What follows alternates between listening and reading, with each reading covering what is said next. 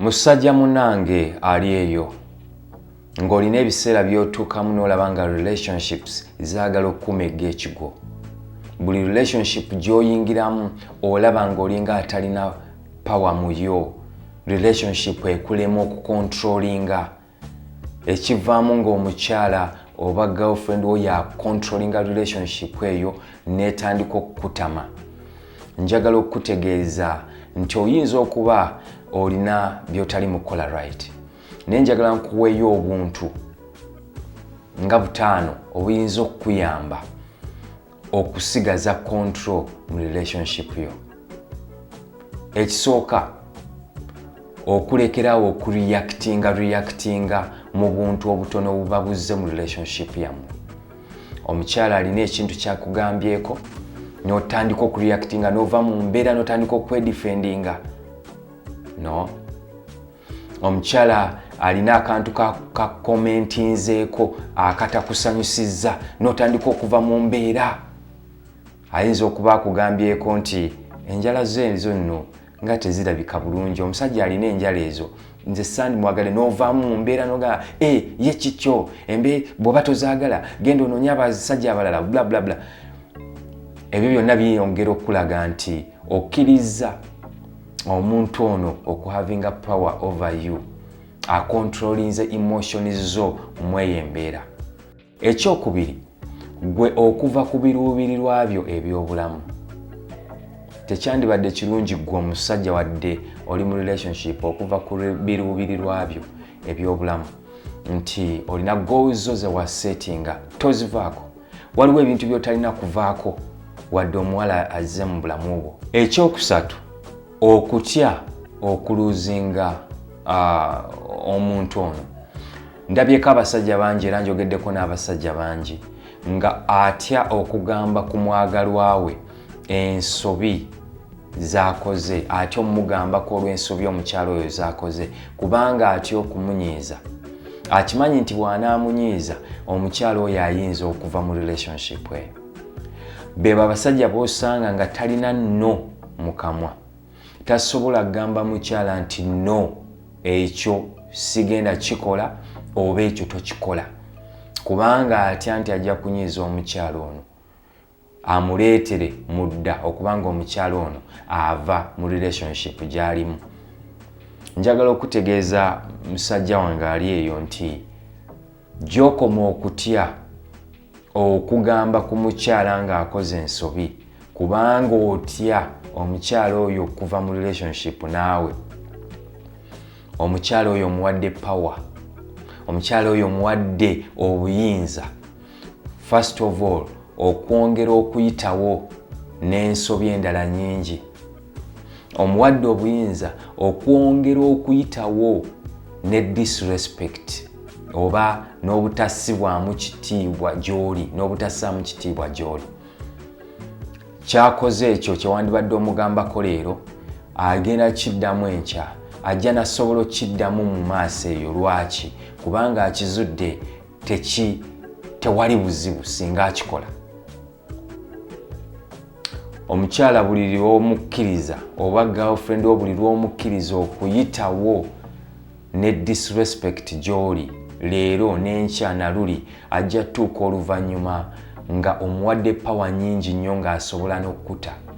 Kubanga kizibu nnyo omukyala okusigala mu relationship gy'atawa kitiibwa. Omukyala yandyagadde nnyo okuba n'omusajja gw'awulira mu mutima nti omusajja oyo amurespectinga. Bw'aba tasobola kurespectinga, essaawa yonna ojja mufiirwa. Naye ng'ekyo kiva ku ki? Kubanga gw'otidde okumuluuzinga. Y'ensonga lwaki olumu tosobola kugamba nno, ensonga lwaki olumu tosobola namugambako ku nsobi ze. Ekyokuna, okutya ebyo ebiyinza okujja mu maaso by'otalinaako buyinza. Ffe abasajja gye tukoma okutya ebiyinza okutuukawo mu maaso ku relationships zaffe,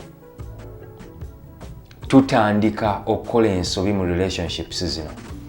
Otya nti oba oli awo mudda omukyalo ono ayinza okufunayo omusajja omulala gwe yeegomba. otya nti mudda omukyala ono ayinza okuleka n'afuna omusajja omulala. Otya ebintu bingi maaso eyo ebiyinza n'okuba nga tebiriiwo kati. Otya nti omukyala ono maaso eyo senga nkiitingako. Kikulema okudrivinga relationship yo mu kaseera kano n'ogihandolinga bulungi n'osigaza control. Olw'okuba nti olina ebintu by'osuubira senga bibaawo. Olina by'olemererwa okukola mu kaseera kano kubanga olowooza nti singa obikola omukyala oyo mudda ayinza okuba okuluzinga interest mu ggwe. Kitegeeza n'olema okulivinga obulamu obwaleero oba obulamu obwaleero n'obulivinga relationship yammwe leero n'ogiberamu naye ng'olina okutya ku ebyo ebirijja mu maaso. Ebirijja mu maaso tobirinaako buyinza, tobimanyi na bimanya. Essaawa eno olina kukola ky'olina kukola because kyo ky'olinako obuyinza. Ebirijja mu maaso n'obyosonyiwa. Kati abasajja abasinga obungi twesanga mu mbeera nti tukola ebintu eby'obunkenke oba tukola n'obunkenke kubanga tulina bye tutya ebiyinza okujja maaso. Buli lwe tukola ekyo kireetera relationships zaffe okubanga tetulizirinamu maanyi, tetusobola kuzikontrolinga. Okitegeera omukyala agamba njagala kino, okimanyi tolina busobozi bukikola, naye lwakubanga otya ekiyinza okuva mu ekyo singa tokimukolera ng'otandika opanikinga, ng'otandika okukankana.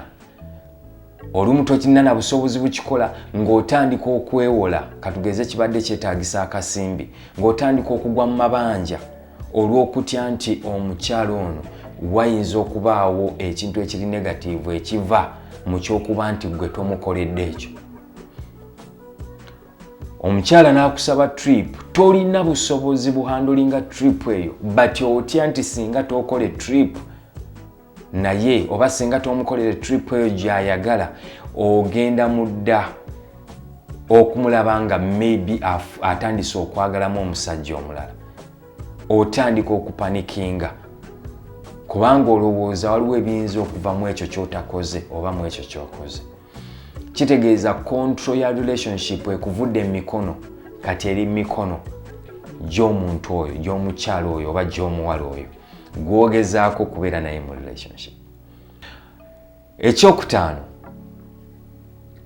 okubeera ne abundance mindset.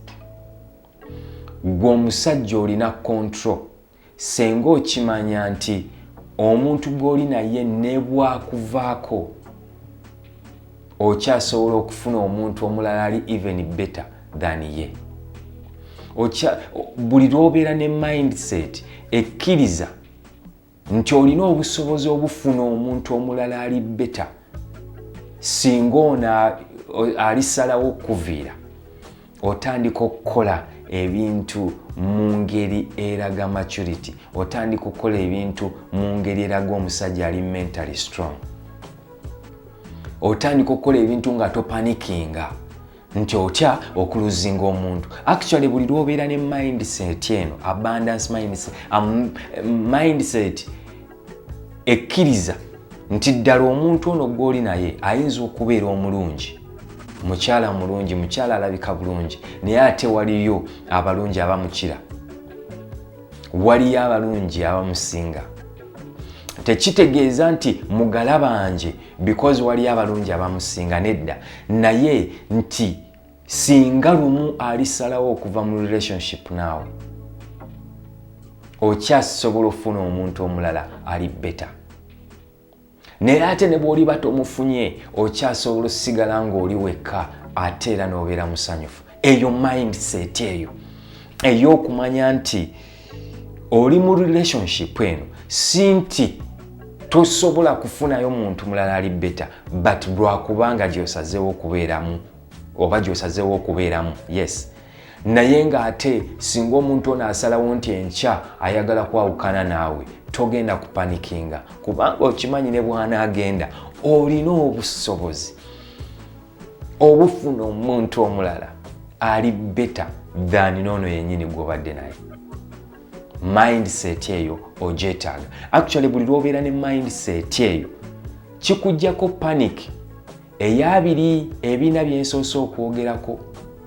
Otandika obutatya kuluzinga muntu, yensonga lwaki osobola omugambako ku nsobi ze, yensonga lwaki ekintu kyotasobola osobola omugamba no, ate yensonga lwaki ekintu kyaba agenda okukola ng'olaba tekiri good for your relationship osobola omugamba no. Bw'asalawo okunyiiga kiri eriye,